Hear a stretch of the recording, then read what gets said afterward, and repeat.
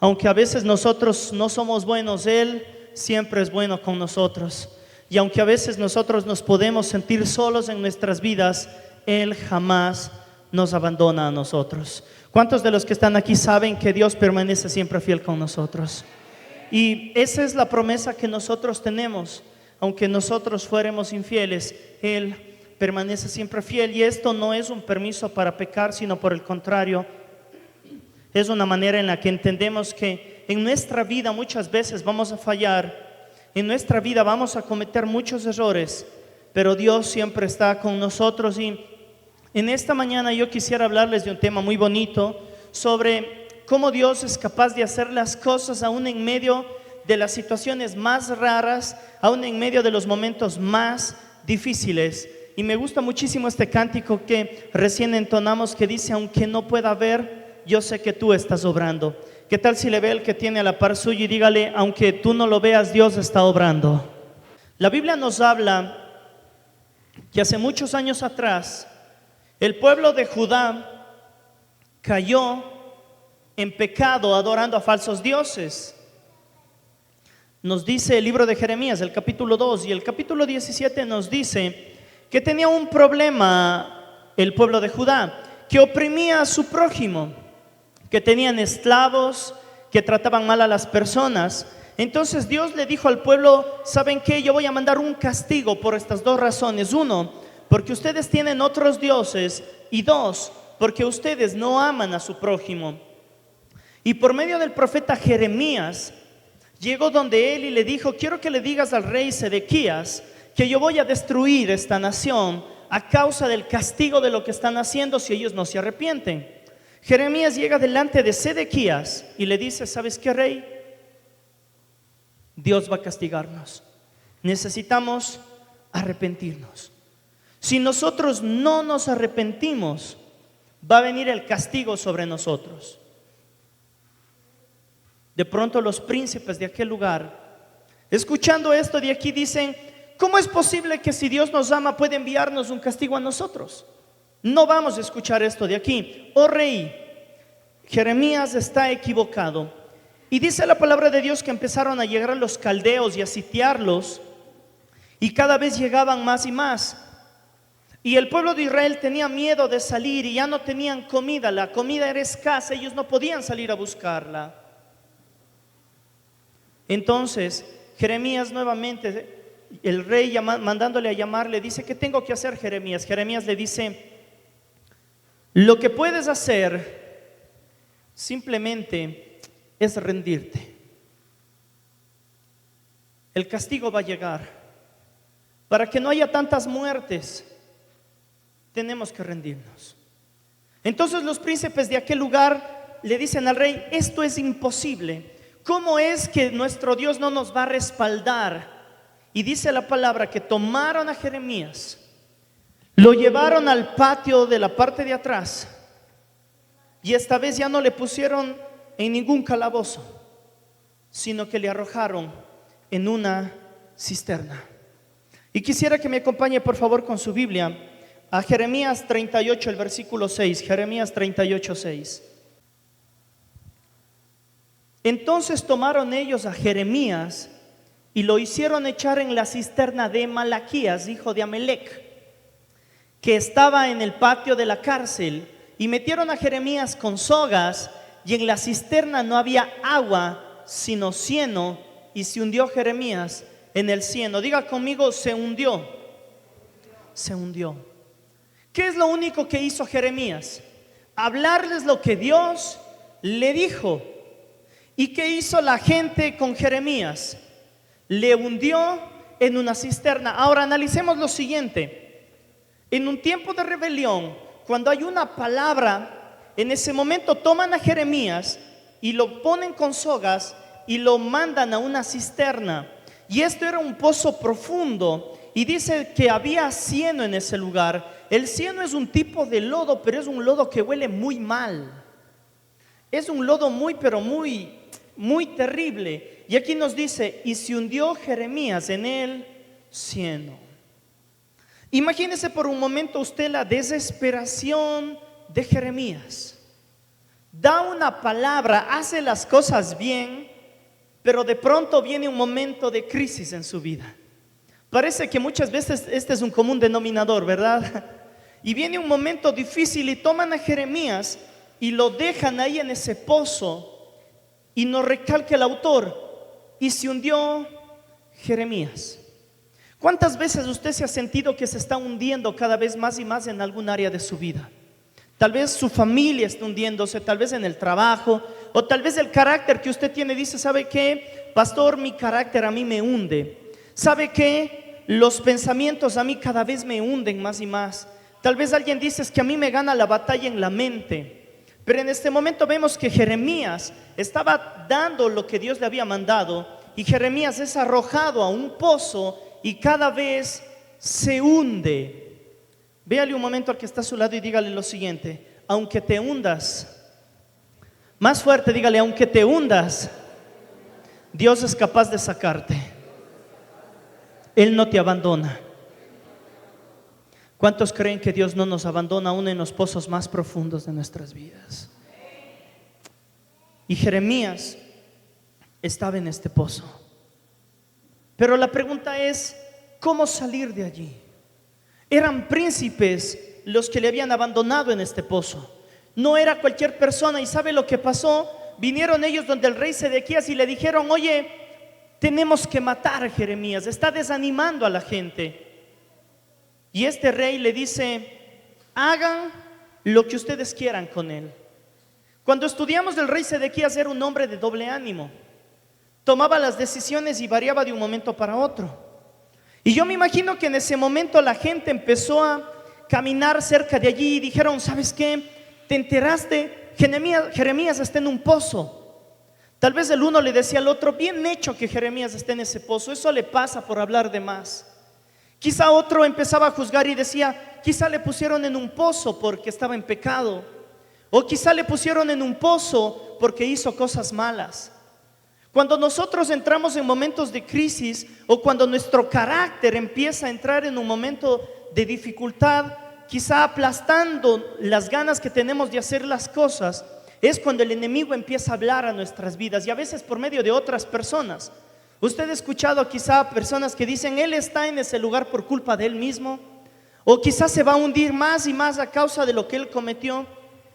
Escúchame lo siguiente: Jeremías no necesitaba que la gente le diga dónde él se encontraba. Jeremías necesitaba una persona que le ayude a salir del pozo de donde él está. Y veo muchas veces que muchos creyentes, lastimosamente, en vez de ayudar a salir de los pozos a las personas, les hundimos más y les decimos, tú estás en ese pozo por esto, tú estás en ese pozo por aquello, tú estás en este pozo porque quizá te has equivocado. Jeremías no necesitaba que le digan dónde está, necesitaban que le ayude a salir de donde él se encontraba. Y allí es donde empieza el corazón de este mensaje. Vamos a Jeremías 38, el versículo 7, por favor. Oyendo a Ebed-Melech, hombre etíope, eunuco de la casa real, que habían puesto a Jeremías en la cisterna, y estando sentado el rey a la puerta de Benjamín, versículo 8. Cámbiale por favor al siguiente. Ebed-Melech salió de la casa del rey y habló al rey diciendo, observe esto de aquí, nuevamente pone el versículo 7, dice, oyendo Ebed-Melech. ¿Qué dice aquí? ¿Viendo u oyendo? Oyendo. Mírele un momento al que está a su lado y dígale, cuando escuches que alguien está mal,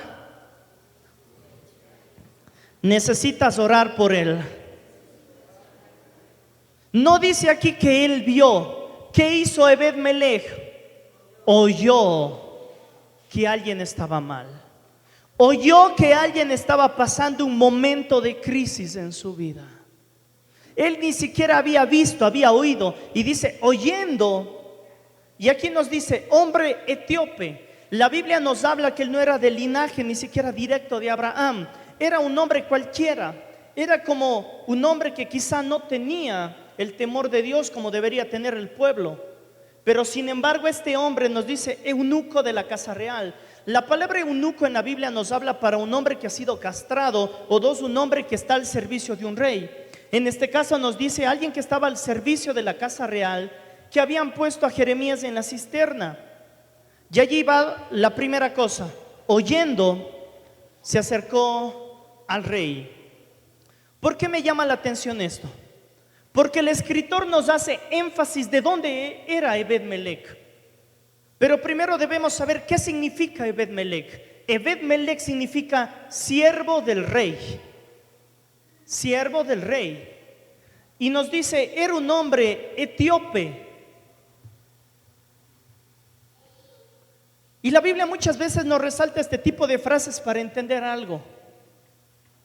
Que a veces de lo vil y menospreciado utiliza a Dios para avergonzar a los sabios.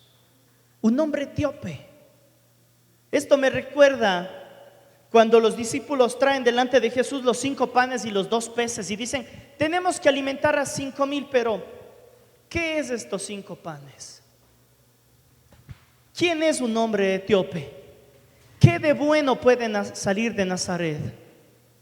Pero nosotros debemos saber algo. Dios a veces utiliza a los humildes para propósitos extraordinarios en este mundo. Y toma a este hombre, Ebed-Melech, y en su corazón nace ayudarle a Jeremías. Y hay veces en nuestra vida, escuche bien esto, en donde usted va a estar en un pozo, o hay veces en donde usted va a estar fuera de un pozo oyendo que alguien está en un pozo. Y cuando usted esté en un pozo, usted debe clamar a Dios.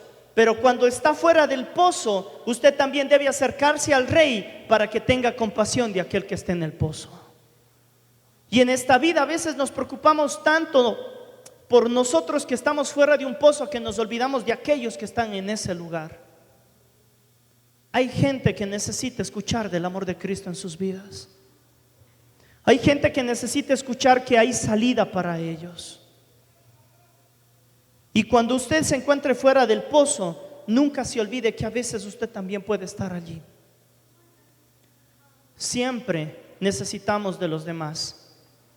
Y usted puede levantar una oración para salir del pozo, o puede ser el canal de bendición para que alguien más pueda salir de un pozo.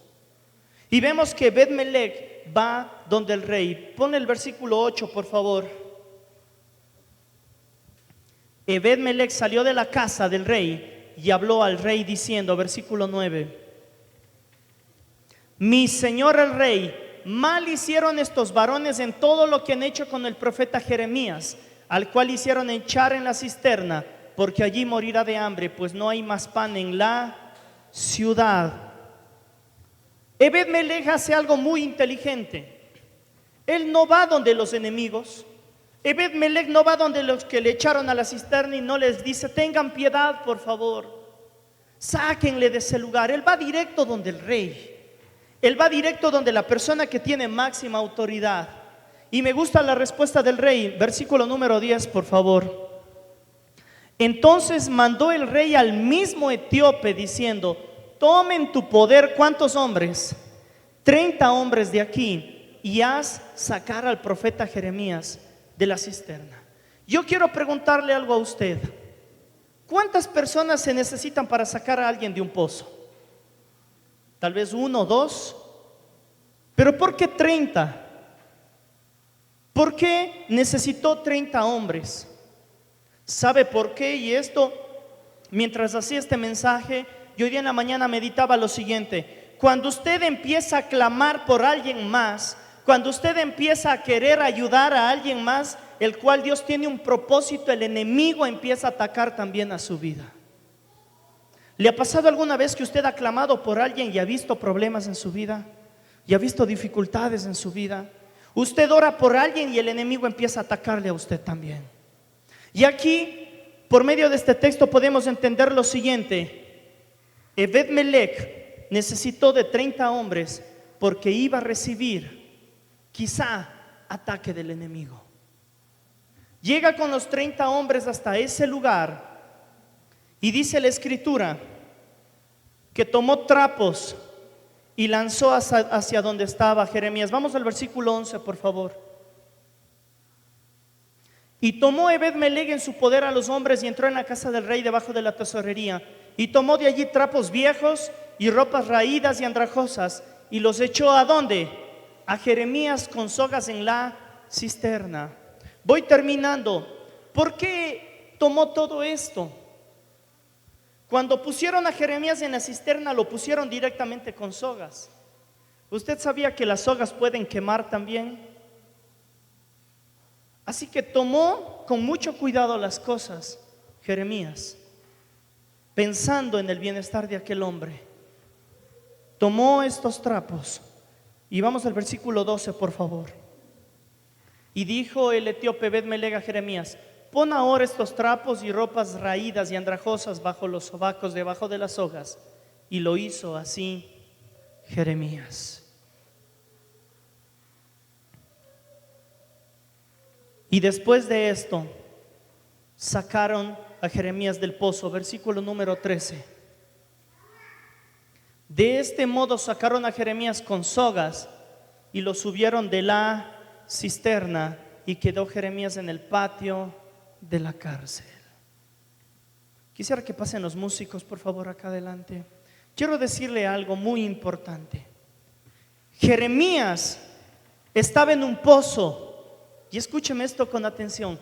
Jeremías estaba en un pozo y cada vez se hundía más y más, pero él no sabía algo. Dios ya había puesto los ojos en su vida. Y de pronto se conmueve el corazón de este hombre etíope y dice: vamos a sacar a Jeremías de allí. Y yo me imagino a Jeremías clamando dentro de este pozo: Dios, yo necesito de tu ayuda. Pero ¿sabe qué? Dios ya había puesto los ojos en Jeremías. Y conmueve a este hombre etíope. Y aunque Jeremías no veía, este hombre etíope ya había estado con el rey. Y Dios ya había estado obrando, aunque Jeremías no lo había visto.